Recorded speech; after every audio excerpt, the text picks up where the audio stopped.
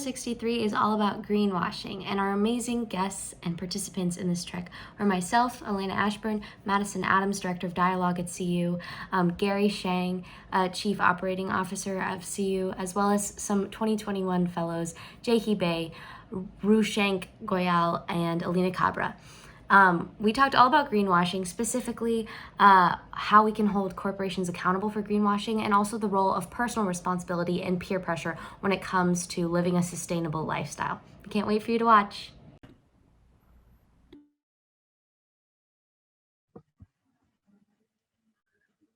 Okay, hi everyone. The Trek is an unplugged series where community members are participating in meaningful discussions on topics that are too often neglected when talking about building the future. Through prompting questions and provocations, we venture through into complex but important conversations related to building the future of democracy. We understand that this is work that requires ongoing dialogue, but it's a journey worth trekking through. Just a reminder, this is uploaded to YouTube to showcase our community and culture and our particular willingness to learn and grow in public. So thank you all for coming today. Today's topic is greenwashing. So give me a second and I will share my screen.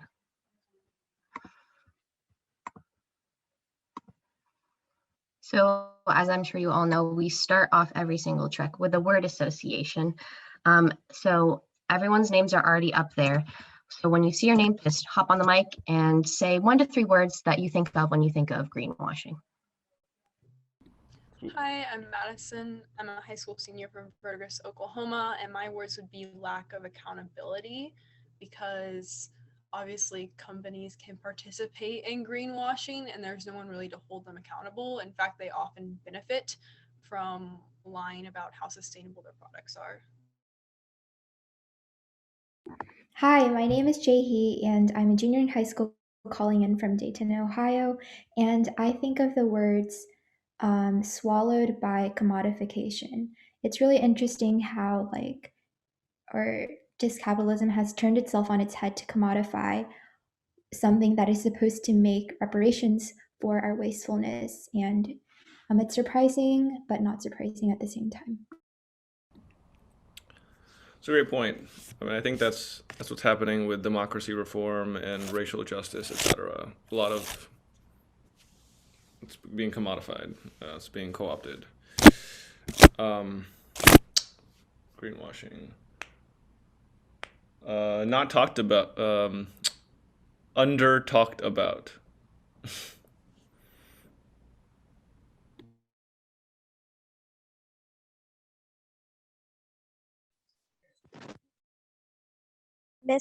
Probably misleading and deceptive.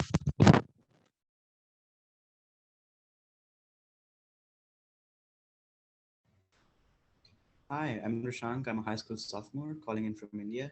And when I think about greenwashing, 2 words that immediately come to mind are ignorance and consumerism, because this is kind of at the intersection of both.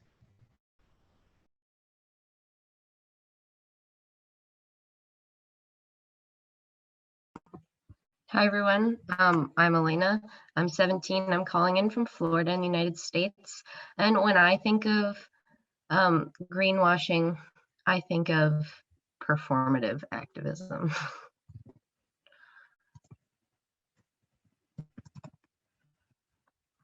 So this conversation is largely focused around provocation. So if anyone has a question or provocation that they want to start out with to get this discussion started, feel free to unmute.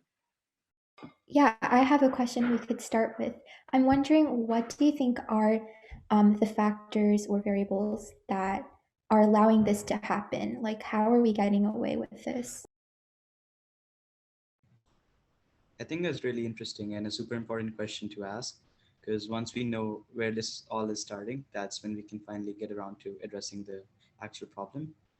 I'd say this would probably be a combination of, first, the mentality of voting with our wallets. We think that by voting, or like by buying the best, or quote unquote best,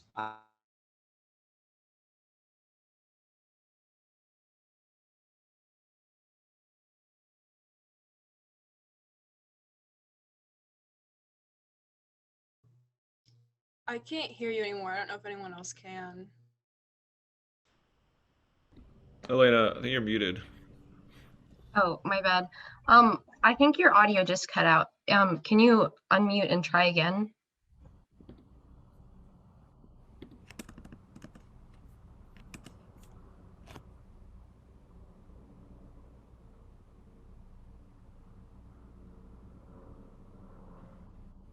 I hope if I should I continue? I was just Oh mentioning. yeah, we hear you now. Go ahead.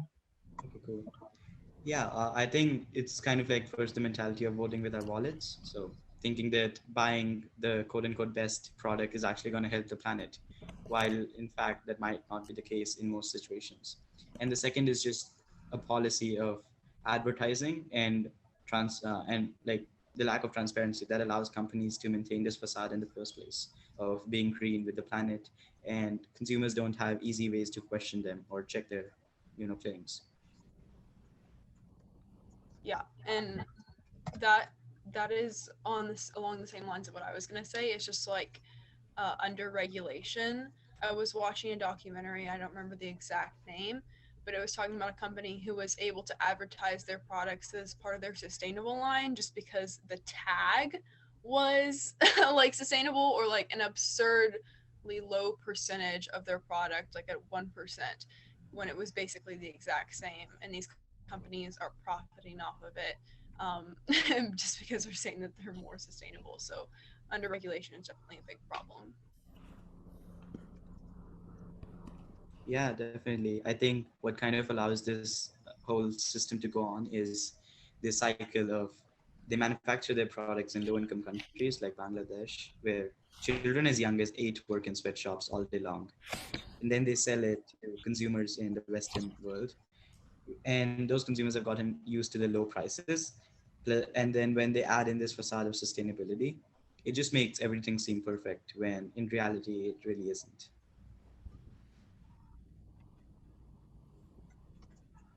Mm. I'm not sure, like, for me, how these companies are able to kind of like step on their morals and virtues to accomplish this. But from like the consumer point of view, I see kind of like three patterns. So like the first thing would be like a lack of context, which is probably another reason why misinformation circulates so well in like our economy of communication. And then there's also like how we've been almost like puppy trained to rely on instant gratification. And so we're willing to like support causes that are like not sustainable, right? And then we have just like this way of just like looking at things by their pure appearance. It's like viewing the world through like a veneer. And I think that might have been perpetuated by how much we use imagery to communicate these days. We use a lot of imagery and less like rhetoric and language and nuanced vocabulary. Yeah, and I also think that when you, it's just like it's easy to justify purchasing these products because you know that it's better than the alternative at least a little bit too. So like from a consumer standpoint, like, oh, I'm not buying this from Shein, so it's better for the environment. And so in that way we're kind of like allowing it to happen just because it makes us feel a little bit better about ourselves.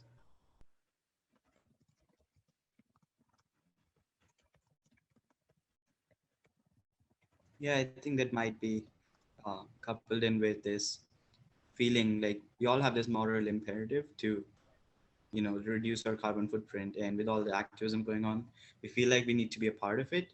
And that's a great feeling, it's a great sentiment. Of course it just manifests itself in the wrong way, and I guess it might not, we should not blame the consumer because it's basically the companies doing this and they're projecting an image of false sustainability just to get people to cash in on this trend.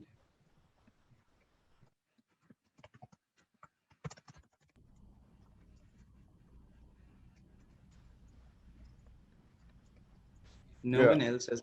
Oh, sorry, go ahead. Well, I was just gonna say, how do you know if how do you hold companies accountable more and do better if you didn't get an education on this stuff?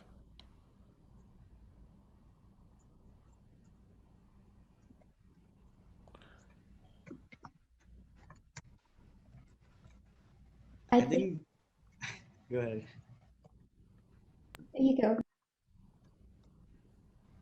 I was just saying that's I think that kind of comes on to the second part of this whole process. If we are to dismantle this practice, then yeah, it's definitely important to start asking ourselves what we can actually do to combat this.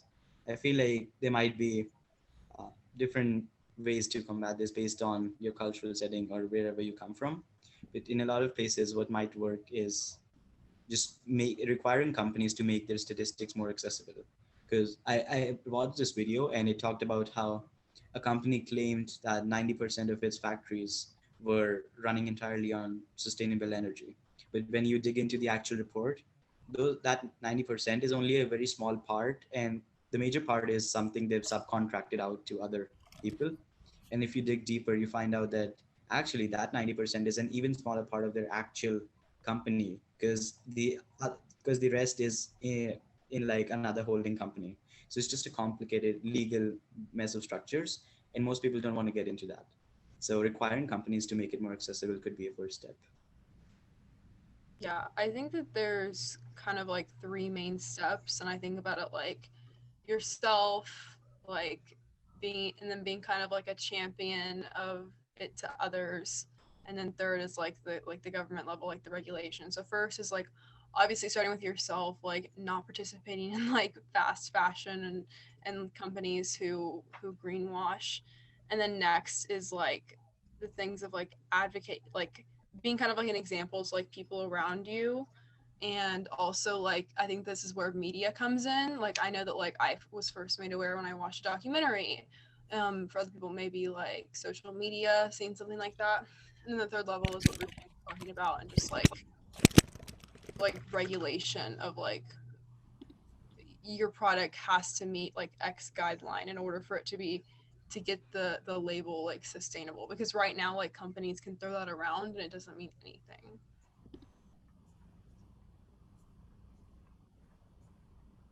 I would argue, I would argue like for more education in general. I'm a very big advocate for like fixing issues starts with education.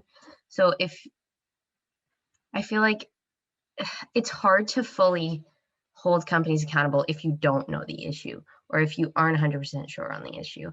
So I would just push for a large education like movement around like sustainability and like the unethical practices of corporations, in order to better hold companies accountable, because we could have a bunch of people trying their best but not really fully knowing the issue, or we could also have, if we teach everyone first, and then we'll have a larger force of people who are well educated on the issue and can take better actions.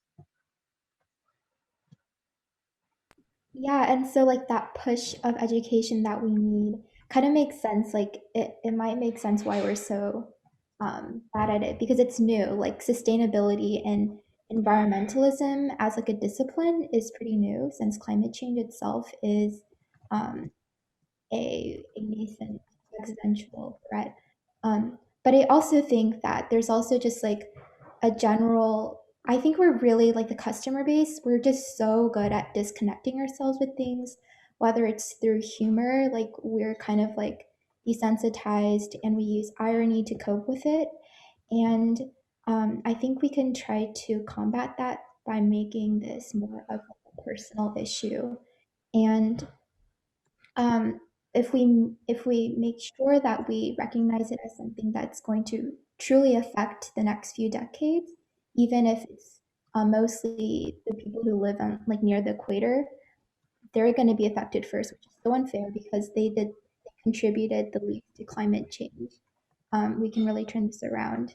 And also shame. I feel like shame has a stigma around it, but it's a really great way to get people to adhere and adapt to the new social norms that we constantly have to create. Yeah, totally. I think education would definitely be the first step. And I think maybe kind of changing the type of education, because right now it's a lot of short sound bites and clips of, this person did this sensationalized thing. and this person said this sensationalized statement. So kind of shifting away from that and onto the larger effect of whatever has been said or whatever people are doing.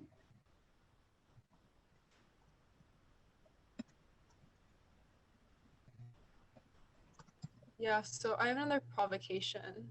So like obviously fast fashion is a huge thing. I don't remember the exact number, but it's like an absurd the average American throws away like an absurd number of clothes every year. And so my provocation is uh peer personal responsibility and peer pressure.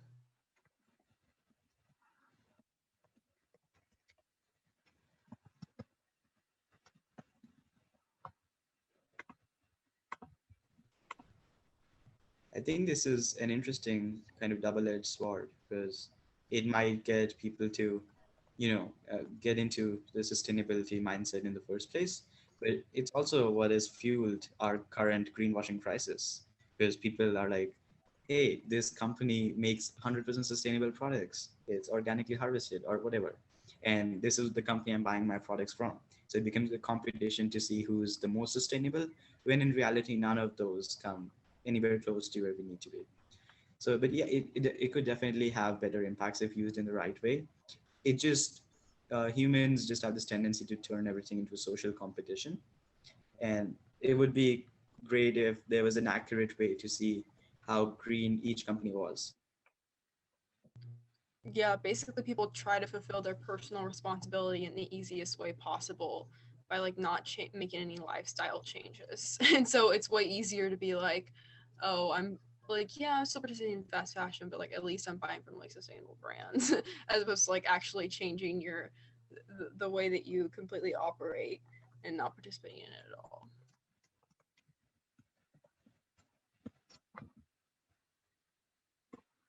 I think personal responsibility and peer pressure has like a wonderful relationship. It's just like a matter of making it healthy or unhealthy.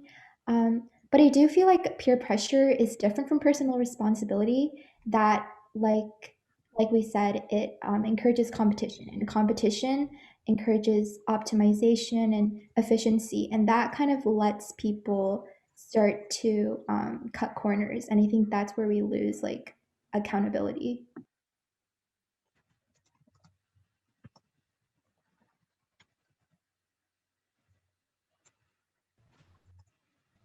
Yeah, I guess it also kind of focusing on, as you mentioned, the like focusing on peer pressure and shifting that away from personal responsibility could also decrease the emphasis we place on our actual moral values or ethics, and again, just turn it into competition of whoever is the greenest person around.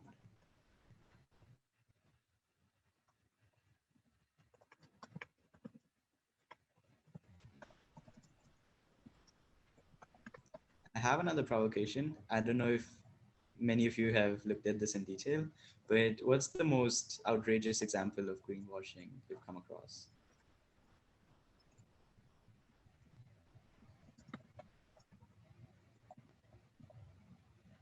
I don't know if it's a valid provocation. Don't worry, there are no invalid provocations in the track. Every single one is unique and has its own value to the conversation.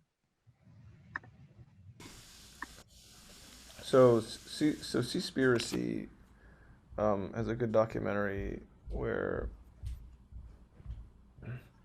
it calls out how there's like this label for tuna that says that it's green or not green, but apparently they don't even verify if the tuna is like sustainably caught, like etc. Like sometimes, like apparently they apply that label um, to fisheries that kill tons of dolphins along the way. And so like someone could be actively seeking out tuna that has this label, but they could be supporting the opposite from what they want. Yeah, I saw that documentary too, and what's even worse is that the company who provides the labels actually profits off putting those labels on products. And so they don't even have an incentive to make sure that people are not having all this bycatch. And also, what's terrible is they occasionally send people from the company to like go on these ships and make sure that, you know, they're not having a ton of bycatch or whatever, and they actually qualify for it. But there has been instances where people literally kill the person who is supposed to be reporting back to the company. Like there, and it's like absolutely insane how like just like it's just absolutely insane. Yeah, those are some pretty. I don't even know how those are acceptable in the current atmosphere, but companies do, you know, continue to do that. One example that I clearly remember, I've been seeing this for a long time. And anytime I go to an airport in India, there's always this huge banner at the front by ExxonMobil that touts their green energy achievements and how they're increasing the production of renewable energy. When in fact they're actually decreasing and they're actually increasing their carbon emissions every year. It's just a straight up kind of fabricated version of reality, but they've just plastered it all over, airports in India, and I'm pretty sure in other countries too. So it just kind of goes to show how if you have the money, you can push your version of the truth.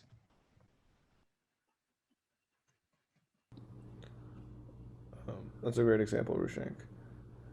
Uh, Another one that pisses me off is okay. I'm mixed on it honestly, but part of me is pissed off that companies that buy all our politicians and have basically made it such that corporations are people are saying that they're protecting democracy, that they care about democracy. These are the people that have corrupted our democracy. Now, I'm not saying the same people, but it's like the same type of people, right? These big banks, right? These billion-dollar, trillion-dollar corporations, literally trillion-dollar corporations. Like Amazon spent $18 million last year to save themselves from paying billions of dollars of taxes, right? And so they signed this letter saying, "Oh, protect democracy." It's like, come on. But Democrats are happy to have allies. Ironically, like a lot of Democrats are like, "Oh, like um, corporations are evil," until they virtue signal that they're on your side, right? Yeah, I think that you have a very valid point there, Gary, about um especially with all of the activism that we're seeing from corporations, both like environmentally and just like social reform wise or democracy wise. Um, it all stems back to this idea that companies are people in the eyes of at least the American government for sure, um, and that they have equal weight to actual citizens of this country, um, which gives them so much more power over us because they are now seen as like living, breathing things, um, that now are imposing even more of their will onto like the wider society. But I also had a small like example of greenwashing. I saw on like Zara's website that they were like, this is our green line, like this is our ethical, sustainable line. And like that's really funny, like in a bad way, because like Zara is fast fashion, H&M fast fashion, like all of those places are coming up with their own like green lines. But at the end of the day, there's still, fast fashion companies that are contributing to so much um, unethical labor practices and just like general not great things for society as a whole. So that's one that sticks out in my mind. Yeah, and I have another question I want to pose, kind of along the lines of what Gary was talking about, and also like, I don't know if you all have seen Seaspiracy, but that documentary was about the fishing industry and how just basically horrible it is for the environment, but it also touched on how the fishing industry profits off of like literal like slavery of people, like, and how just like, and then that carries over to so many other industries that are like using human labor in very like inhumane ways. And so my question would be, I don't know, this is probably the best way I can put it. Does greenwashing take the focus off of even bigger issues, like people just like literally being like enslaved for the fishing industry, like things like that? I think that's definitely a valid point. And I never thought about it that way because a lot of the times we just have issues all around us and we feel like every single one of them is of equal importance. And to be clear, all of them are super important. But yeah, as you mentioned, sometimes it could obfuscate more important or crucial issues that we should be working on. And I think what this kind of would be a symptom of, let's like maybe not viewing greenwashing as a separate issue. We could instead see it as a part of fast fashion in general, because fast fashion encourages more carbon emissions, which encourages companies to portray themselves as green even though they aren't. So it's kind of just a problem of fast fashion. And on a side note, a friend of mine who lives in the US was once like, clothes at H&M and Zara are so cheap, you should try them once. And I was like, if that is cheap, then I'm worth nothing because they are so expensive. But it's just everything is relative, and that kind of transitions to how what people might view as green in the current kind of atmosphere is just relative because we've been exposed to so much fossil fuels and just unsustainable stuff before. So what we see right now looks greener, even though it's just a minuscule improvement.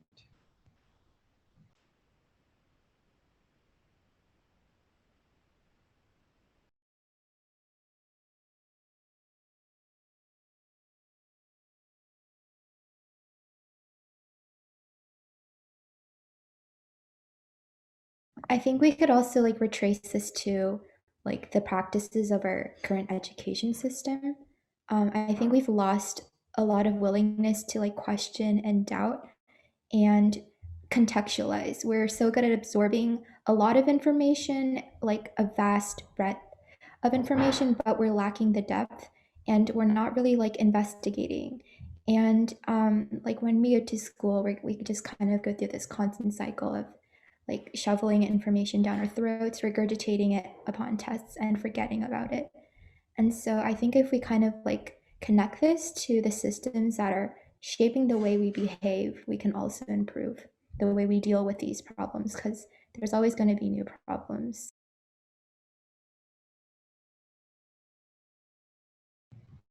Yeah, definitely. I think, again, as you said, it does come back to education. And I guess a combination of education and business transparency would be the best way to get rid of this problem. But again, I don't know if this transitions into a different provocation or maybe this stays part of the same one. But once we do combine this, how do we make sure it's enforced? Because it's extremely easy to get wrapped up in the legal structures, and the companies can easily claim that, well, I'm not the one making emissions, it's this subcontractor that I've contracted out this work to, or it's just like this separate kind of subsidiary in a separate country which functions as its own legal entity. So as I said, how do we go about enforcing it if you have any ideas about that? Because yeah, I think the main thing I'd like to point out is most people in government would actually just benefit from greenwashing because it kind of placates the public and assures them that there's some work being done, even though there isn't. So it's kind of against the incentives of the people in power to actually do something about this.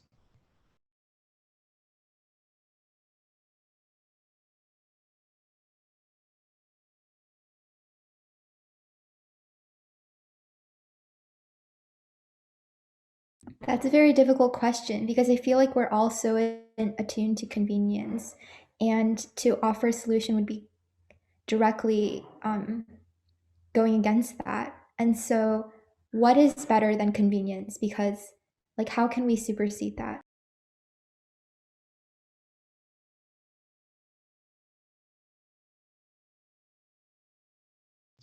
Yeah, I think this gets at like another question that I want to pose. This is where it takes me to. I think of things like I mentioned, like documentaries, and I think a lot of people haven't exposed to stuff like that, but it's hard when you don't have reminders about like why you're doing something. It's just like, oh, it's like less convenient for me. So like how do you turn like rage or like discontentment into lifestyle change for people? Because I think ultimately the biggest thing is going to be like if consumers decide like consumers like collectively have so much power. So I think that's like that would be like a good place to focus is like lifestyle change for people. Yeah, I guess they kind of relate, as in the way to enforce solutions would be to encourage change from the ground up. So I think those two questions would be kind of related. And I definitely agree with the point of bypassing convenience, because at the end of the day, we're all humans, and we work off of a pretty standard system of like a hierarchy of our wants, because that's what evolution drilled into us. So if there's something that's higher than convenience on the hierarchical kind of ladder, then that's something we need to target. And I'm not sure what's higher than convenience because people really do like it. I think it might be a combination of social pressure and maybe something legal, maybe combining those two. But there could definitely be better ideas. Yeah, so on that note, I think something that could be really cool is if we had like a combination of, like you said, extrinsic but also intrinsic motivation. And so, why are we so obsessed about consuming? It's like we have this perceived deficiency. Where is that perceived deficiency coming from? It would be cool to like have like a movement like the age of enlightenment that is able to really identify like the root of the issue and not the symptoms of it, and we can kind of like get better all together.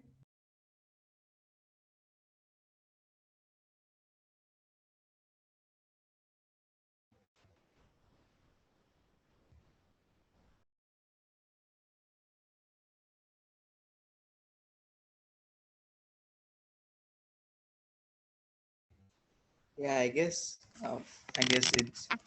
it's a vast problem with a lot of potential solutions, and it does come back to, how do we force companies to be transparent in the first place?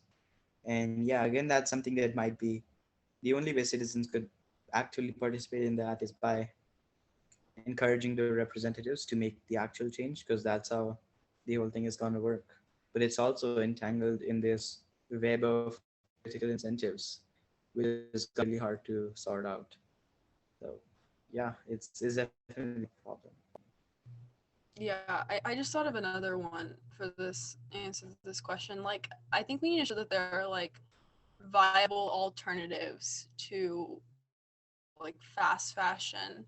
I know that like thrifting has been pretty popular recently, and it's just something that like hadn't come to mind. It's like, yeah, like you can still buy like quite a bit of new clothes. Like just go thrifting instead.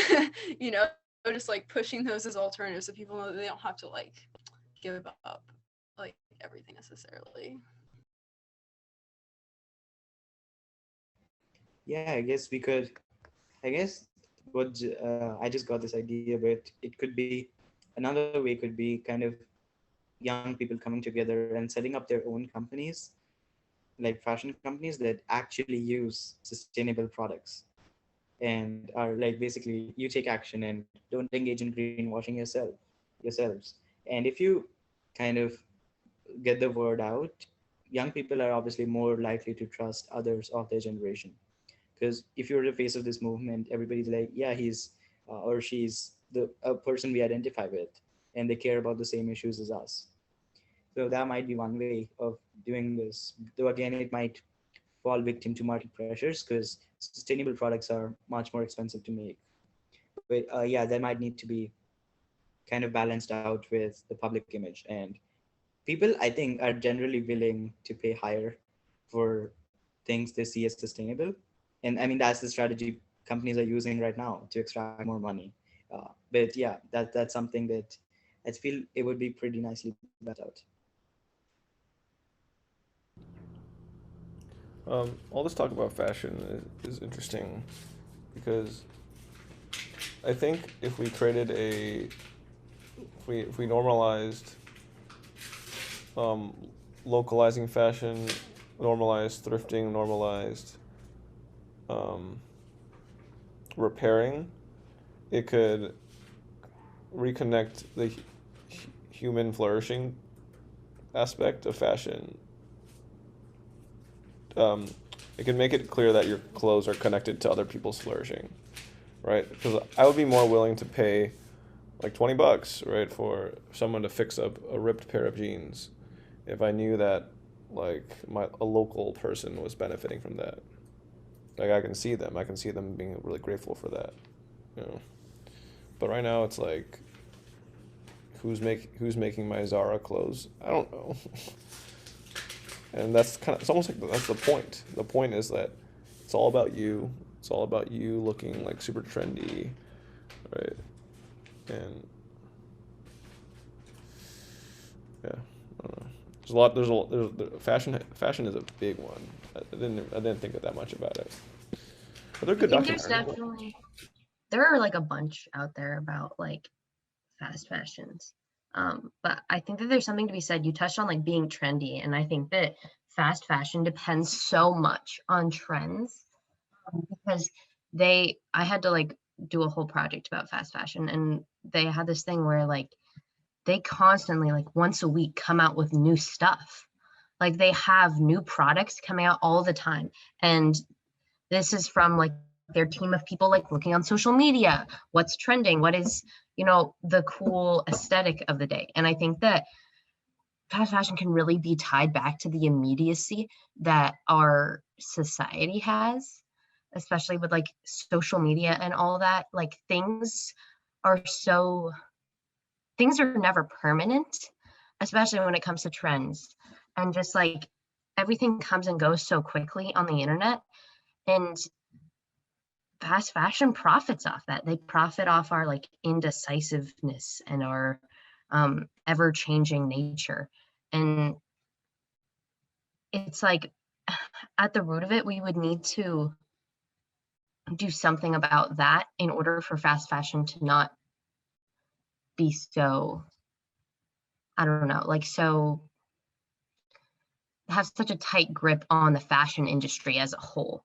But at the same time, we can't change human nature. So that brings up, that was a weird tangent. Yeah, I mean, I agree. And I think to Gary's point, I think that's just like people make decisions without thinking, and it's so easy to. But like if we could just get people to be more mindful about the decisions they make, like ask simple questions like where are my clothes coming from? And even other things like where is my food coming from? Just like if you think about it like a little bit more, it's gonna make you start questioning things. And that might like I don't know how you make people do that, but I mean, just like if you just sit and think about it for a minute, like it sparks a lot of curiosity and probably a lot of skepticism around a lot of different industries. If I had to like offer a reason why this has happened, it might just be just like globalization in general. I remember someone saying like once MTV appeared and it like the concept of anything being mainstream actually started to exist. People started to dress the same, right? And that's like the rise of like trends and globalization. And so that has kind of distanced us from each other. And that has made like the exchange of like the economic exchange so impersonal. And I feel like that might be the reason why companies are able to like exploit and manipulate so easily, because they view their customers so impersonally, like their statistics and just trends that they can manipulate for their profit. And so like Gary said, if we're able to rebuild that intimacy that we have and make like purchasing more personal and restore like that emotional aspect to it, we can cultivate like that mindfulness that Madison mentioned.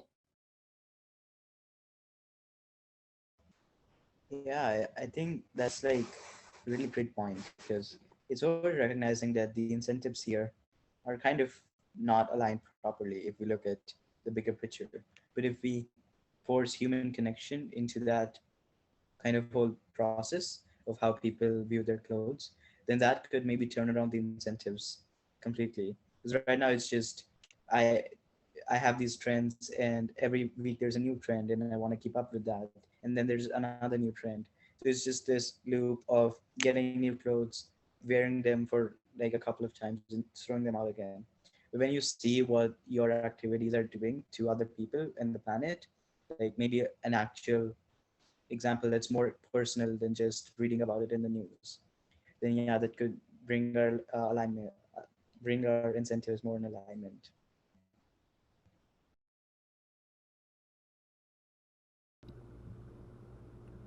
Um, on this thread, r- r- this relates more to more than just fashion. Um, but people want something to do with their time. This is why gaming is such a big deal. I feel like fashion is kind of a game for a lot of people. I mean, it's very much so. It's like how can it's like how do I optimize looking hip, right? As possible. You know, there's a lot of people that are overworked, right? Sometimes like artificially because of school with pointless assignments and pointless work from your boss, but it's like something to fill time, right? And so there's like this bigger question of what do you do with your time? That actually that is conducive to planetary flourishing and human flourishing. And I don't know. I don't know what the answer to that is. I get bored all the time. And um and I don't shop a lot and I don't game, and I can totally see why people do though. I think that's I've never looked at gaming and fashion in a similar light, but that makes so much sense. It's all about having a sense of fulfillment, and that's what drives humans. And to a lot of people, it's gaming, and to a lot of people, it's fashion. I guess it's kind of like scoring points in a game, keeping up with the latest trends and stuff. What might be a solution is this reminds me of Starbucks and how it's, a lot of places it's literally on every street corner. And we could have something similar, maybe not on every street corner, but a place where people could go and volunteer and actually help their community with their time. And this could be something we need to take out of the hands of big companies, because if H&M is like, come here and volunteer for green clothes and also buy our clothes while you're at it, so that breaks the entire system. So we need something that's controlled by an organization that isn't for profit, and making that more accessible, because people want to serve, they just don't know how. So if we kind of turn that into a business, kind of like Starbucks, where just go to your nearest place, whatever the company is called, and do something with your time, help other people, then that could be a really attractive way to spend time for a lot of people. I think it all just links back, like you were saying, to consumerism as a whole, and like the way that we like we use consumerism as an escape because we think that it's going to make our lives better. But in reality, not only is it not making our lives better, it's also making like so many other people's lives worse. And it's it's all about reshaping how we as humans see consumerism. I think we shouldn't see it as uh, a necessity as much as we do. Obviously, there are ways in which consumerism is a necessity, and like buying stuff is like necessary for life, aka like groceries and utilities and stuff like that, when we have to pay for that kind of stuff. But this sort of non-essential consumerism that we're practicing in order to make us more popular, to make us look nicer, to make us feel better, we need to shift that. That should not be a norm. We shouldn't be buying clothes for fun. You know, there are just so many other things we can do with our time that would have a better impact on our lives and the world. Honestly, this reminds me of just like the general mental health crisis that's going on. Like, never before have we been like so statistically lonely. And so I feel like just everyone is feeling a lot of emptiness, and we shouldn't underestimate our ability to try to fill that emptiness. But what's important is like, where do we direct this energy? And so, yeah, when we when we compare consumerism to a game, um, and in a game, there's like winners and losers, and you're trying to like heighten your status, and in the end it's very zero sum. But we can do the opposite of that. We can like Rishang said, we can tighten our communities and make it more lateral and vertical, and we don't have to follow the rule of zero sum.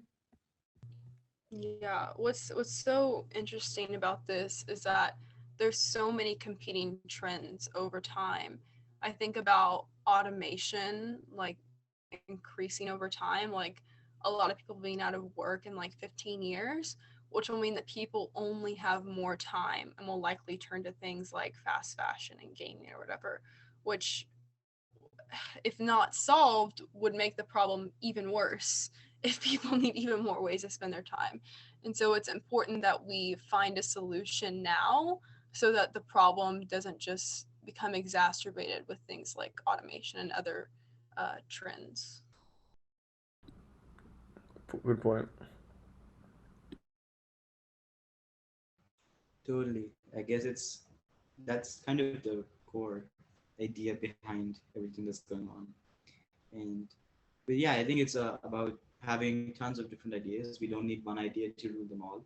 Implementing multiple ideas in conjunction with each other and in different places at different times. Finding out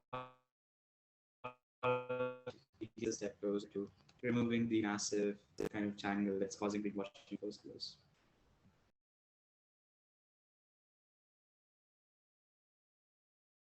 You cut out in the middle. Can you say that again?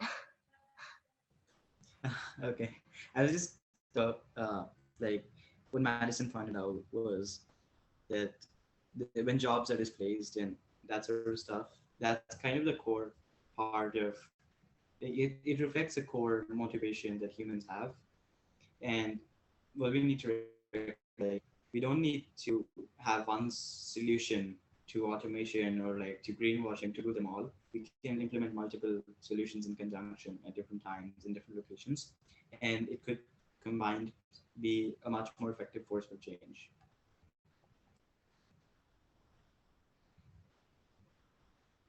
Because if, as she said, we want to find a solution ASAP, it's going to be really difficult having all the solutions compete with each other and seeing which one wins out. Because by the time one of them wins out, all of us have lost.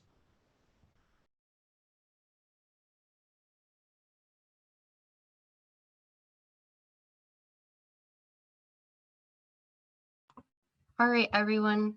So I believe it is time to start our reflection. I'm going to pop these notes in the chat, and then we will get, there we go. We will go right on ahead to the reflection portion.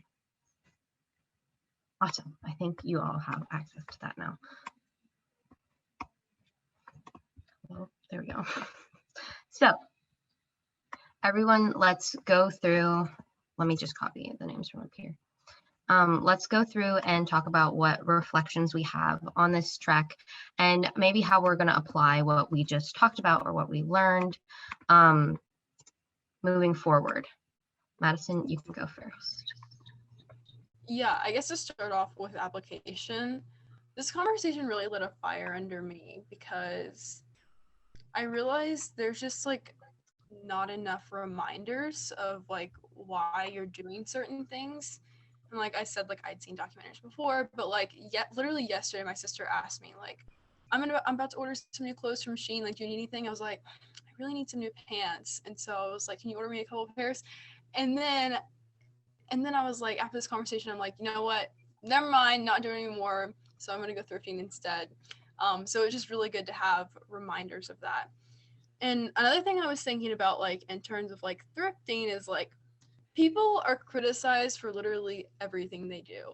Like I saw when like I think like over the summer when like thrifting was like really popular, people on social media who were like woke were like, you know, you shouldn't be thrifting so much because like people in poor communities don't have like as many options with the clothes or whatever. But like I know that like Goodwill throws away like so many clothes every single year.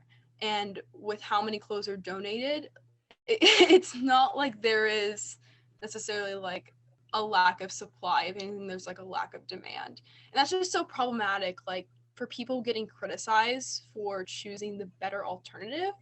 I think that's like a bigger problem in society too, because like we should be rewarding people for doing that.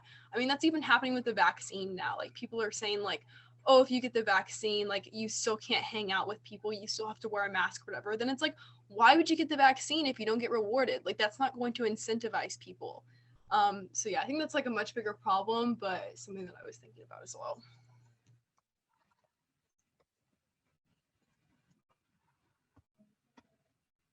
I thought that this was a really cool opportunity to kind of connect the dots with everything. The conversation was so all encompassing. And so I think the main takeaway here was that um, every like everything is so incremental and then they amount to something huge. And so just like being very cognizant about that. Just like what Madison said, like every single behavior. Yeah.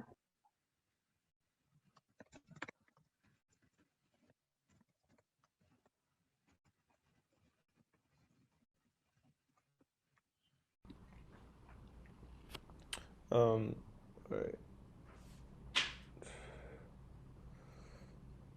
One of the biggest realizations for me was I think you can trace so many of like the macro problems that we like to talk about, like greenwashing, which is like hard to understand, to individual behaviors and lifestyles. And I think until we are able to define and normalize a lifestyle that's actually like 100% sustainable and uh, conducive to human and planetary flourishing, and it looks fun, like it looks like enjoyable, meaningful, right? That's what I mean by flourishing, human flourishing, flourishing for yourself and others. We're not going to be able to solve like these big problems, right? That are at least a big in part, at least in big part, rooted in human behavior. And so that's a big motivator for all of us, right? I mean, we tend to think about like all of us not having that much power, but you have the power to be an example for for like a living embodiment of what sustainability and flourishing looks like. It's hard, I think, but um, humans are very good at emulating people once there's like a good model to emulate. Yeah, and to quickly add to that, Gary, I think like the reason why a lot of people like the idea of being like vegan might be attractive is because it's like a label that you get to adopt and it becomes like a part of your identity. So it's almost like there needs to be something that people can like claim as a part of their identity when they're like totally like sustainable, you know, because it's like I am X label. It's like, oh look at me, like yeah, that may be like an intrinsic motivation, but like it helps people. And so yeah, that's just what I would add.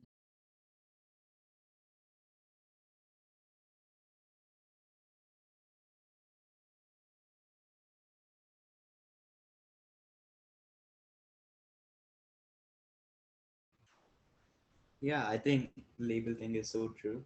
And if we do end up, again, starting from the ground up, maybe forming different community organizations, it could finally give people a label they could be associated with to project that they're, sustainable and they're doing good stuff for the community, which is obviously what they at the end want to be associated with. That's where they're falling for greenwashing because they want this kind of this image of having contributed to the planet in their own way. It's just that the image the companies are selling is false. So this reminds me of this idea. I recently took part in this competition, and one of the ideas there was how to recycle and improve the textile upcycling kind of process. Because right now it's really broken. So there was this amazing idea about this dress made up of wasted jute and some like this waste product from wheat processing, and adding that in with some aquaculture waste. So like when the fishes, everything is processed, the waste that's left over, and mixing that up, they made this amazing algae-based T-shirt, and it was just awesome. So just think about what could be done if they had the money to expand it and maybe start stores in a few cities. I think that's what we should be focusing on, like actually getting to the action and helping young innovators and people from our generation take up the mantle and lead the charge against greenwashing. Yeah, and I think young people need to be the face of this because older people are entrenched in unsustainable lifestyles. It's not their fault though. And they're also disincentivized to acknowledge it because they don't want to look like bad people. So it really does start with us. And not like being overly condescending or just condescending at all to people. It's just like here's I don't think many people expected the consequences of all this unchecked growth, etc. But we can do better now.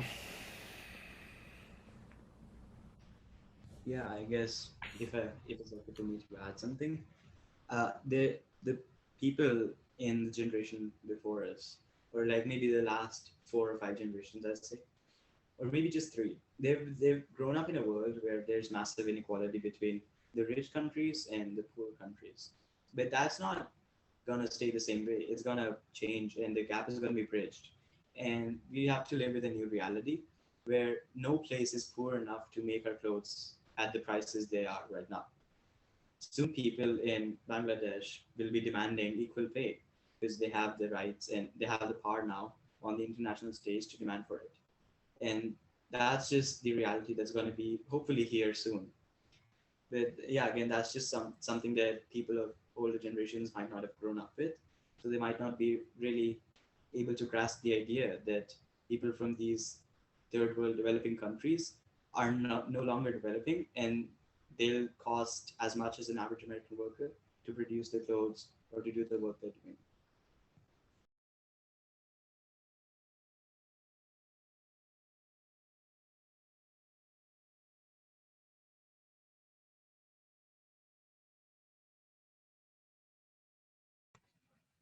I think that this was a great conversation because I feel like we talked about so much more than just greenwashing.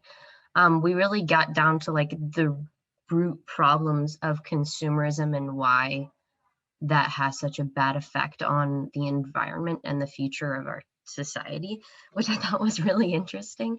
And that's definitely not how I thought this conversation would go.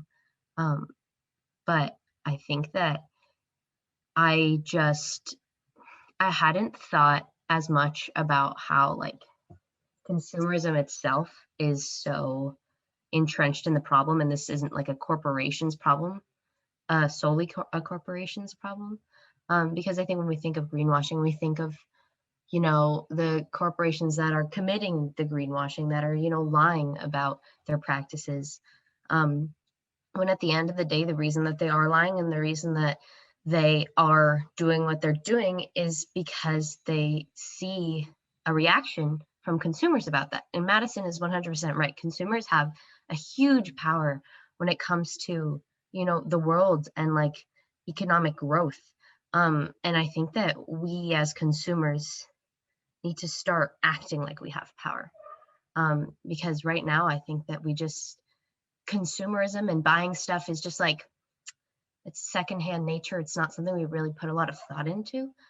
But like Madison said earlier, if we start asking questions, not only about our practices, but practices as a whole from the industries, we're going to see a real shift in mentality and some real change. So I'm really excited about that. I'm going to stop sharing. Thank you all so much for coming. This was such a lovely, lovely discussion.